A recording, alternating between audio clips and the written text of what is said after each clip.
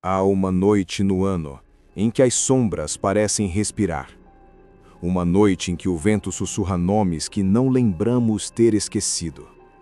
Uma noite em que o mundo dos vivos fica perigosamente próximo do mundo dos mortos.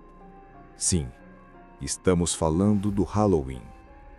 Mas o Halloween que você conhece não é o verdadeiro.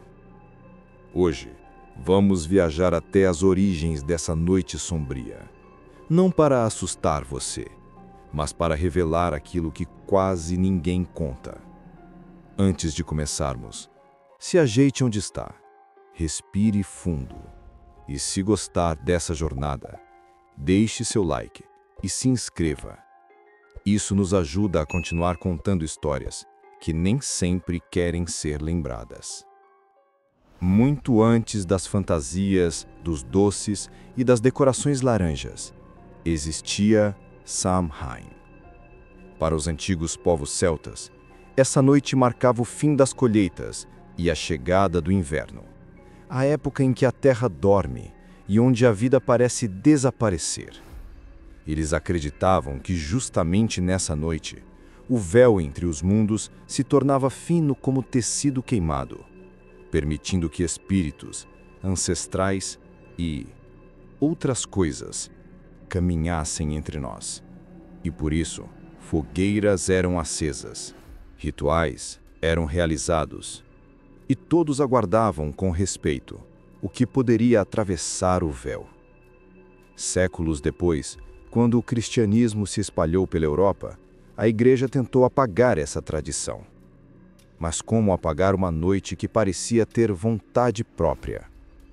Então, ao invés de destruir, eles renomearam.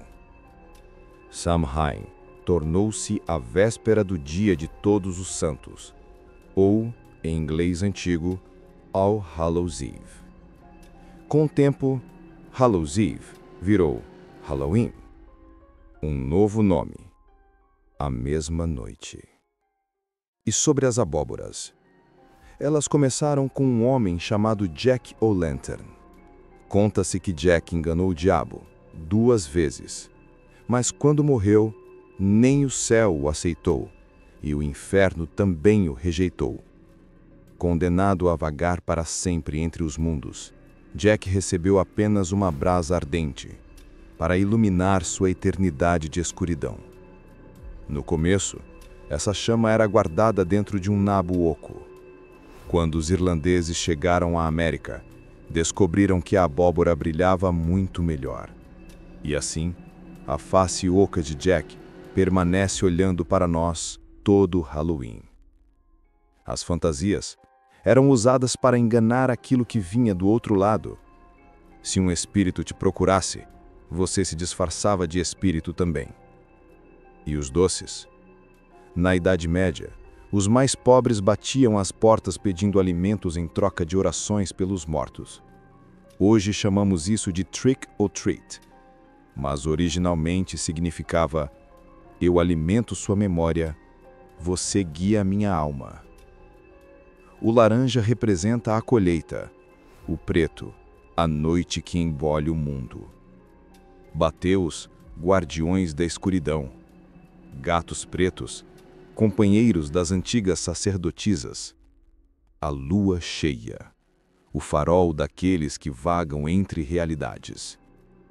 E as bruxas? Elas nunca foram vilãs. Elas eram as mulheres que conheciam a cura, que sabiam falar com a terra, que não tinham medo da noite. E isso, para alguns, era assustador demais. Hoje, essa noite assume formas diferentes. No México, ela celebra o reencontro entre famílias, o Dia de los Muertos. No Japão, desfiles coloridos iluminam as ruas. No Brasil, o Halloween cresce a cada ano, misturando mistério, festa e um toque de curiosidade ancestral. No fundo, o Halloween não é sobre medo. Ele é sobre memória. Sobre lembrar que a vida é frágil, que o tempo passa, que aqueles que amamos talvez ainda caminhem ao nosso lado. Então, Se hoje, no silêncio entre um passo e outro, você sentir que não está sozinho, talvez realmente não esteja. Feliz Halloween!